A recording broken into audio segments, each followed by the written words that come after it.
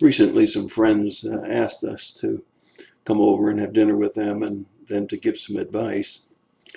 First of all, I think there's great wisdom in seeking counsel, especially if you trust the counsel you're getting. And I considered it a great privilege that they thought my counsel was worthwhile.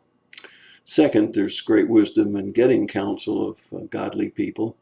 And thirdly, when they asked, they truly wanted to hear, didn't just ask because it would make them feel better, or they weren't looking just for approval of what they thought was going on in the situation. There were tricky problems. There were two of them, and because I don't discuss what goes on in counseling, I won't talk about what the two subjects were, but it certainly reminded me of Ephesians chapter 4, verses 11 through 15, where it says, He gave some as apostles, some as prophets, some as evangelists, and some as pastors and teachers, for the equipping of the saints for the work of the service, to the building up of the body of Christ, until we all obtain the unity of faith and of knowledge of the Son of God, to a mature man, to the measure of the stature which belongs to the fullness of Christ. As a result, we are then no longer children tossed here and there by the waves, carried away by every wind of doctrine, or by the trickery of men, or by the craftiness and deceitful scheming. Now listen to verse 15. But speaking the truth in love, we are to grow up in all aspects into Him who is the head, even Christ. I remember the counsel that I gave. The first was, are these that you're dealing with Christians? The answer in both cases was yes. The second one was, have you prayed about it? And the answer that I got from them was yes. And the third thing that I remember saying is, meet privately with these people and speak in love how you feel.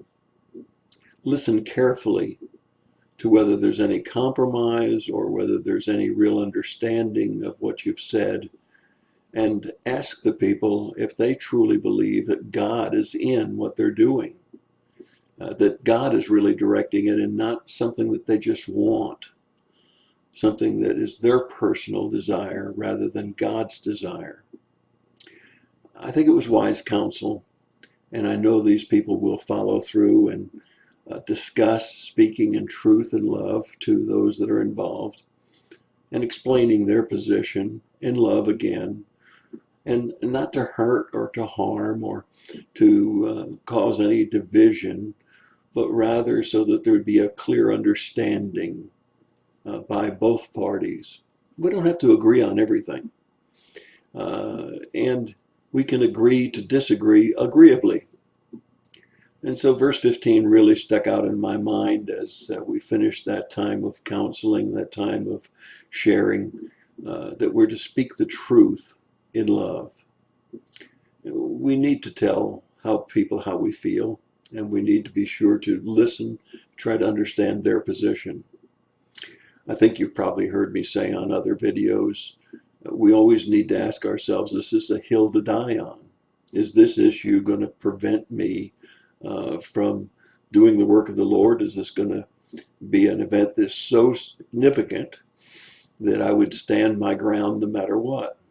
And certainly we know that there are times when we have to say enough is enough, and we go ahead and take our ground and stand on it and say this is a hill worth dying for.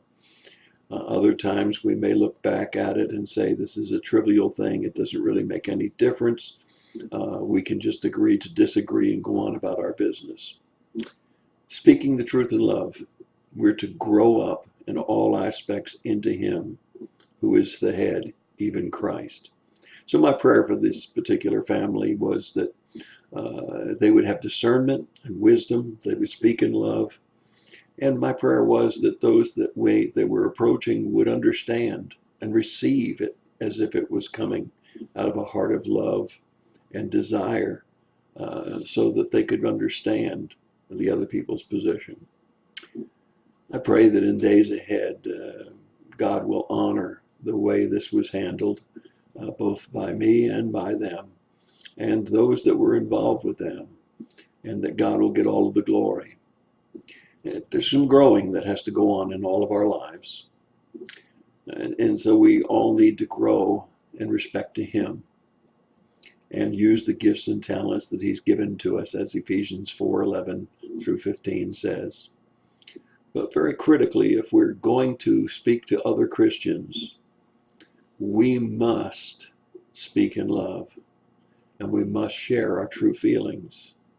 Again, we can agree to disagree, but we need to do it agreeably and in love. And that's your thought for the day. God bless you and have a great day.